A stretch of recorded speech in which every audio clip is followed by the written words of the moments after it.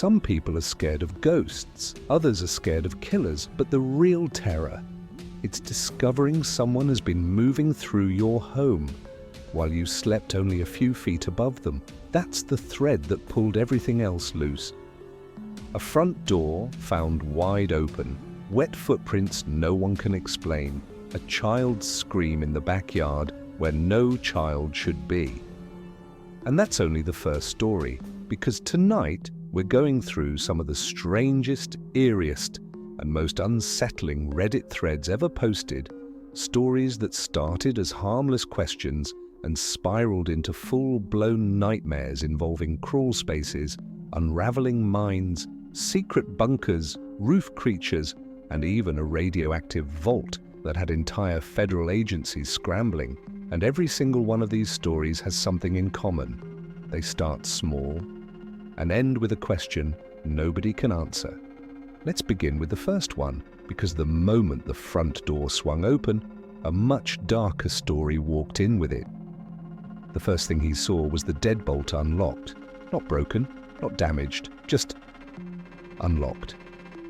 He knew he had locked it that morning, absolutely certain. Nothing looked disturbed until he stepped into the kitchen and saw the 3 wet footprints. Small, almost child-sized, as if someone stepped in water outside, crossed the threshold, and walked deeper into the house. The air carried a strange smell, tobacco mixed with pond water, a scent he'd never smelled before inside his home. His cat was hiding under the bed, trembling, but nothing was missing. Money untouched, electronics untouched, no drawers rifled through, no signs of a typical burglary. It gets worse. His neighbor casually mentioned that earlier that day, he heard a little girl screaming behind the OP's fence. The neighbor assumed OP's family was visiting. OP lived alone, no kids, no visiting relatives, a completely fenced backyard. That was the first moment OP realized whatever happened inside his home wasn't random. Later that night, cameras caught 2 figures. One rode a bike to the driveway at 3:20 a.m. The other appeared from inside the locked gate, also with a bike. They rode away together. Still, nothing stolen. Everything pointed to a single horrifying possibility. Someone had been crawling in and out of his home without taking anything because they didn't need to steal from him. They were already living there. The crawl space grate under his house was bent outward. Inside, a dark tunnel connected directly to the floor panels of his bedroom closet. For months, the OP reported feeling watched in his own home, food disappearing, lights burning out, his cat refusing to walk past certain rooms. He didn't know it at the time, but the story was already bigger than a break-in. And Reddit immediately had theories, but that wasn't the whole story. Reddit exploded with speculation.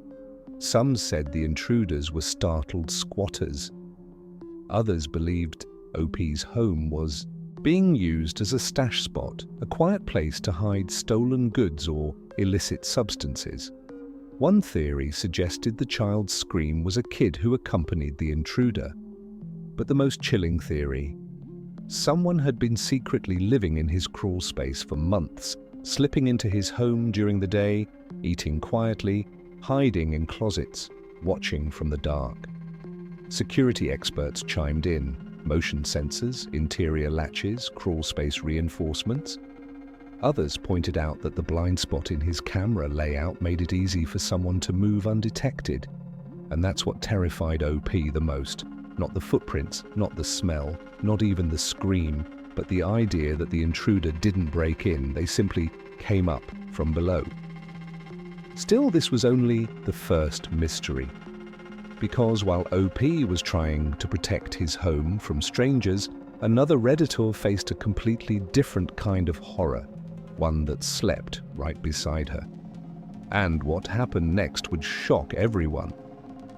The OP thought her husband was stressed, maybe overtired, maybe overwhelmed. But then he started whispering about messages he believed people were sending about him. He accused his wife of taking secret phone calls. He believed the world was plotting against him, neighbors, family, co-workers, everyone. He insisted she was paid to keep secrets from him. He thought he was being watched, followed, played like a character in a show he couldn't escape. Reports claim he mixed a prescribed medication with heavy cannabis use, something medical professionals warn can create or worsen psychotic symptoms. OP tried to help. He refused to quit. He refused to see a doctor again.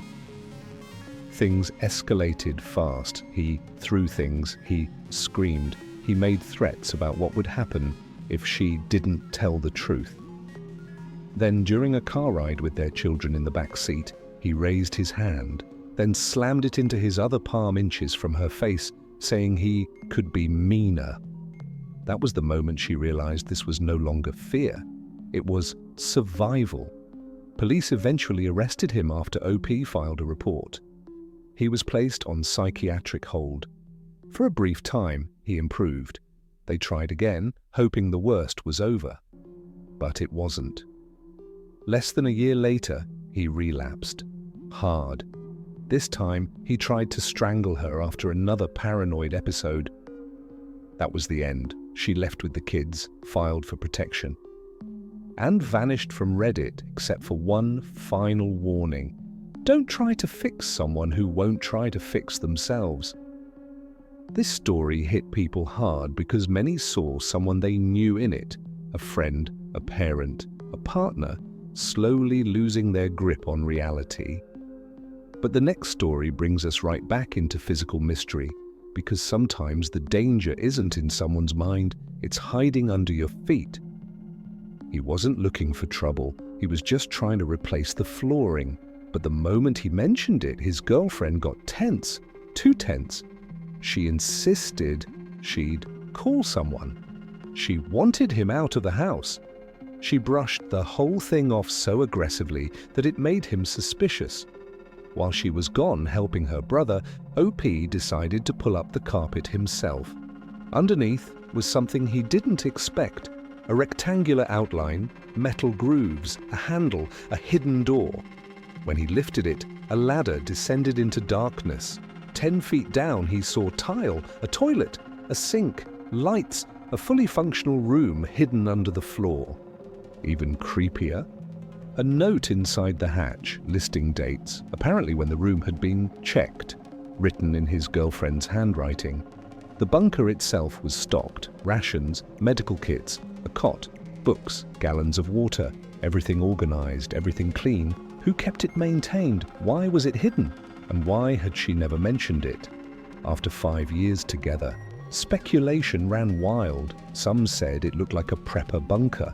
Others said it resembled rooms used for holding trafficking victims. Both are unverified theories, but they show just how dark people's imaginations ran. The OP planned to confront her, but after posting the update, he never returned to Reddit. To this day, no one knows if he confronted her, moved out, or something else entirely.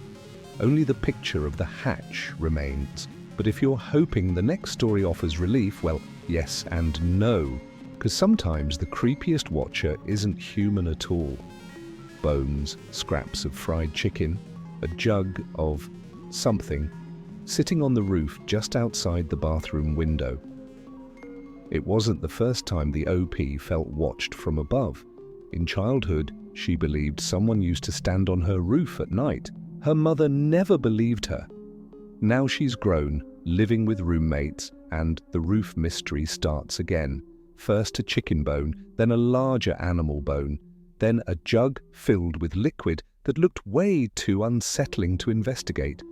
The house was old, the neighborhood sketchy, and all 3 women living there started wondering if someone was climbing onto the roof to watch them through the window. One night, her roommate showered, heard a noise, looked up. A face was staring directly at her through the screen. She screamed. The figure scrambled away. They braced for a man, a stalker, someone creeping around their property. But it wasn't a man, it was a raccoon. The jug was probably garbage juice, the bones leftovers the raccoon dragged up. The eyes staring, just a curious little creature. It was a rare moment of relief, proof that not every mystery ends in tragedy. But the next story, the relief doesn't last long, because the discovery that nearly triggered a federal emergency started as a simple question. What is this thing I found in my crawl space? 3 metal boxes, encased in concrete, sitting under a house from the 80s, on top, a metal panel stamped with a radioactive warning label. The OP posted the photos innocently, probably expecting someone to say old water heater or weird foundation thing. Instead, comments exploded, "Call the NRC. This is hazardous waste. You need to get out of the house now. Exposure is cumulative. Run." People were so panicked, they started contacting federal agencies themselves after the OP went temporarily offline to hike in the mountains. Imagine that. You touch an object, go on a walk, come back to find out thousands of people think you've been contaminated. Nuclear Regulatory Commission officials reached out, hazardous waste teams got involved, environmental quality departments prepared to investigate. Finally, a team arrived at the home, took readings, ran tests, and found nothing. No radiation, no hazardous material. Only natural traces of radon common in older Utah homes. The boxes were empty. The lid was an old historic leftover from the 1950s, misleading but harmless. All that terror for nothing. And yet, isn't that the strangest part? How close everyone was to believing a regular house hid something catastrophic beneath it. Every one of these Reddit threads started with a question, a footprint, a sound, a suspicion, a discovery, a label. But the real horror wasn't what people found. It was not knowing what they were going to find next. In the crawl space story, the terror wasn't the 2 people caught on camera. It was realizing they might have been living under the house for months. In the psychosis story, the fear wasn't about violence. It was the heartbreaking truth that someone can become a stranger without warning. In the bunker story, the scare wasn't the supplies, it was knowing his girlfriend kept it hidden from him for years. In the roof story, fear turned into relief, but only after imagining the worst. And in the radioactive vault story, fear didn't come from the object, but from the chaos of uncertainty. So here's the real horror. We live our lives assuming we know what's around us, who's around us, what hides behind our walls, beneath our floors, or even inside the minds of the people closest to us. But as these threads show, sometimes the things we fear most aren't monsters or ghosts. They're the mysteries we haven't solved yet. Which one of these would keep you up tonight?